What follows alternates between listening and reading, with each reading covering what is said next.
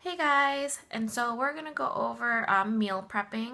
A lot of people really don't look forward to doing these meal preps because one, they think it's gonna take them a long time to actually prep their meals, but really to be successful and to avoid any sort of deviations or any temptations during the week, you just have to prepare to succeed. And so, in order to be successful and not be caught in a situation in which you don't have any food and you're starving, and then all of a sudden you go to the fastest solution, which is fast food or just grabbing something that isn't so healthy. And so, by prepping your meals, it's going to help you in turn become successful. And so, yes, it may take a couple hours depending on what you have on your meal plan for the week. But when you look at it, for example, for my lunch and snack today, I can just since I work from home, I can just pull it out of the fridge. It's already pre-measured. It's in a container. It's ready to go, and I can just heat it. And boom, there's my meal. I got it in like a minute or 2 minutes, however long it takes to heat it up. And so the same thing goes for you, whether you work in an office away from home. You can pack everything in a cooler, put it in the fridge at work, and then just reheat it, and then you're done.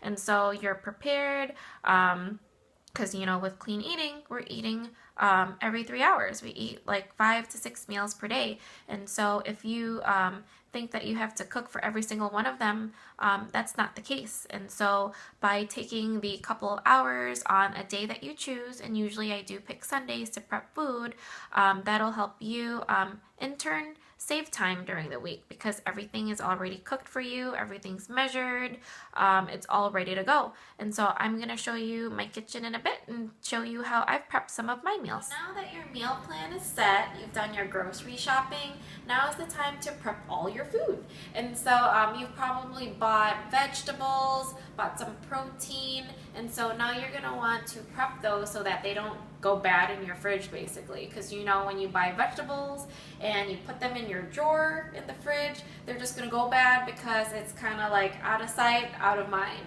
And so what you want to do is start to wash all of your veggies, chop them, whatever, and start to bag them in individual bags. And so I would actually suggest getting and investing in a food scale. Now you can get one of the older ones with the dial, or you can get a nice digital one, and those aren't even that expensive. And so they can range anywhere from $9 to, I don't know what the high-end ones are, but on average I've seen about $20. And so I like this better because my digital one broke, and so I opted for the dial one. But there is some nice digital scales there. And so in order for you to know exactly what you're eating, it's a good idea to get a food scale so that you can measure out and get the proper and appropriate amounts of whatever the portion size is.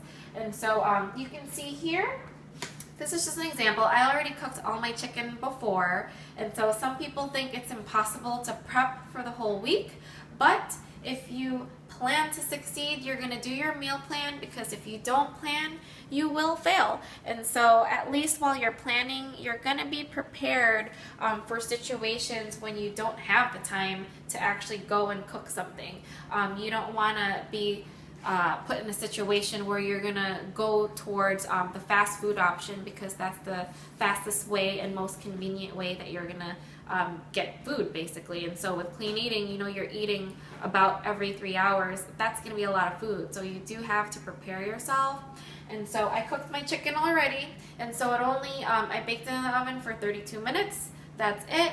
And so you can see that I've already portioned out my chicken for the week. And so that's about 4 ounces.